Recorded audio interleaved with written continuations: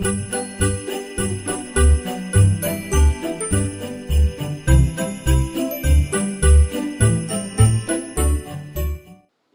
നിറഞ്ഞവരെ, ആദ്യം തന്നെ ക്രിസ്തുമസിൻ്റെയും പുതുവത്സരത്തിൻ്റെയും എല്ലാവിധ മംഗളങ്ങളും അല്പം വൈകിട്ടാണെങ്കിലും നിങ്ങൾക്ക് ഞാൻ ആശംസിക്കുന്നു. ക്രിസ്മസ് പുതുവത്സര ആഘോഷങ്ങളെപ്പറ്റി ചിന്തിക്കുമ്പോൾ അത് നൽകുന്ന സന്ദേശം പ്രതീക്ഷയുടെയും ആഹ്ലാദത്തിൻ്റെയും ആഘോഷത്തിൻ്റെയും സമാധാനത്തിൻ്റെതുമൊക്കെ ഒരു സന്ദേശമാണ്. നമുക്ക് ചുറ്റും ഒന്ന് കണ്ണോടിച്ചാൽ നമുക്ക് കാണുവാൻ സാധിക്കുന്നതും അതുതന്നെയാണ്. ആളുകൾ കൂടിച്ചേരുന്നു, ആഘോഷങ്ങൾ സംഘടിപ്പിക്കുന്നു. പലർക്കും പല കാരണങ്ങളാണ് ആഘോഷിക്കുവാനായിട്ട്. ക്രൈസ്തവരെ സംബന്ധിച്ചിടത്തോളം യേശുവിൻ്റെ ജനനത്തിൻ്റെ ഒരു ഓർമ്മപ്പെടുത്തലാണ്. മറ്റു ചിലർക്ക് ഇത് ഒരു അവധിക്കാലമാണ്. വേറെ ചിലർക്ക് ഇത് കുടുംബങ്ങളുടെ സംഗമമാണ്. ചിലർക്ക് വെറുതെ ഒരു ആഘോഷം. എന്താണെങ്കിലും ഇത് നൽകുന്ന സന്തോഷവും ഉന്മേഷവും പ്രതീക്ഷയും ഒത്തിരി വലുതാണ്. അതാണ് നമുക്ക് എന്നും ആവശ്യമായിട്ടുള്ളത്. ക്രിസ്മസിനെ പറ്റി ചിന്തിക്കുമ്പോൾ എൻ്റെ മനസ്സിലേക്ക് ആദ്യം വരുന്നത്, ചെറുപ്പകാലത്ത് സ്കൂളിലൊക്കെ പഠിക്കുന്ന സമയത്ത് ക്രിസ്മസ് എന്ന് പറയുമ്പോൾ നവംബറിലൊക്കെ ആകുമ്പോഴേ തുടങ്ങും ഒരു നക്ഷത്രം ഉണ്ടാക്കണം. ക്രിസ്മസിന് തലേദിവസം ആകുമ്പോൾ ഒരു പുൽക്കൂട് ശരിയാക്കണം.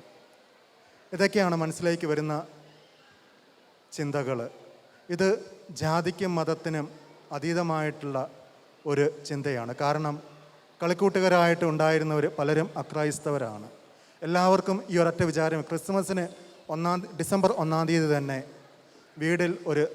വീട്ടിലൊരു നക്ഷത്രം തൂക്കണം.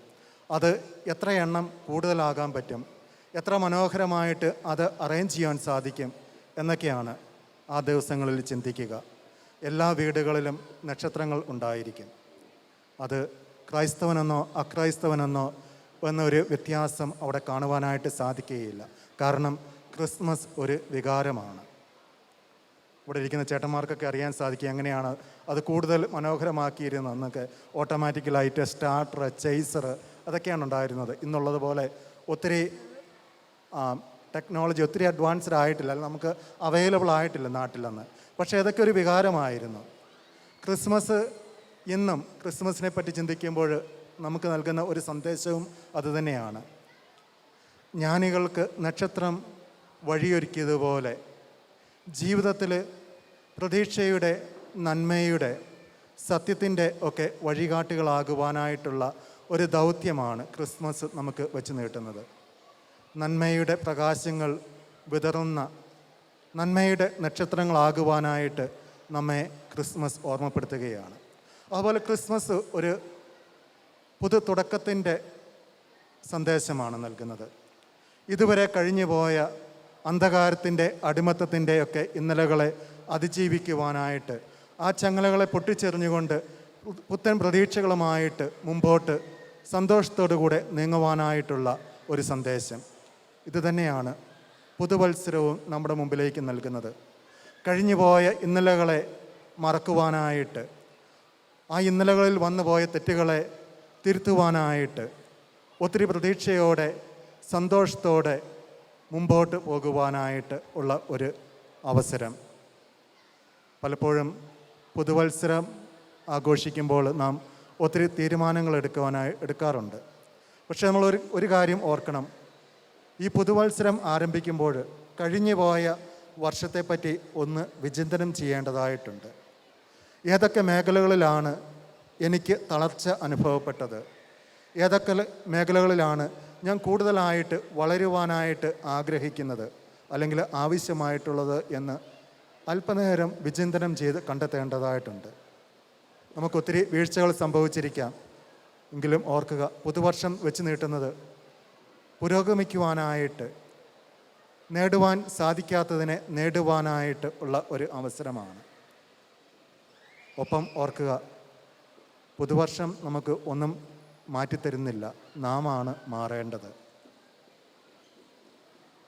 നാം അതിന് തുനിഞ്ഞില്ല എങ്കിൽ 25ഉം 26ഉം ഒക്കെ കടന്നു പോകും. നമ്മളങ്ങനെ ആഘോഷിച്ചുകൊണ്ടേയിരിക്കും. നമ്മുടെ ജീവിതം പഴയതുപോലെ തന്നെ ആയിരിക്കും.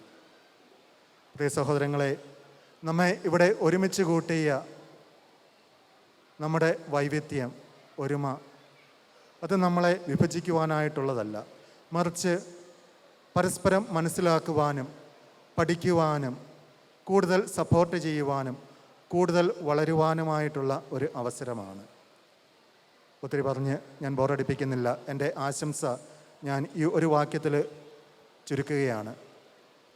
ക്രിസ്തുവിൻ്റെ ആത്മാവ് സമൃദ്ധിയുടെയും സന്തോഷത്തിൻ്റെയും സമാധാനത്തിൻ്റെയും ഐശ്വര്യത്തിൻ്റെയും പുരോഗതിയുടെയും ആത്മാവ് നമ്മെ എന്നും മുമ്പോട്ട് നയിക്കട്ടെ.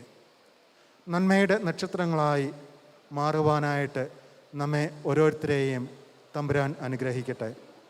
നാം ആരംഭിച്ചിരിക്കുന്ന ഈ പുതുവർഷം നമുക്ക് കൂടുതൽ ഐശ്വര്യവും സമൃദ്ധിയും സന്തോഷവും സമാധാനവും പ്രദാനം ചെയ്യുമാറാകട്ടെ. തമ്പുരാൻ നമ്മെ അനുഗ്രഹിക്കട്ടെ.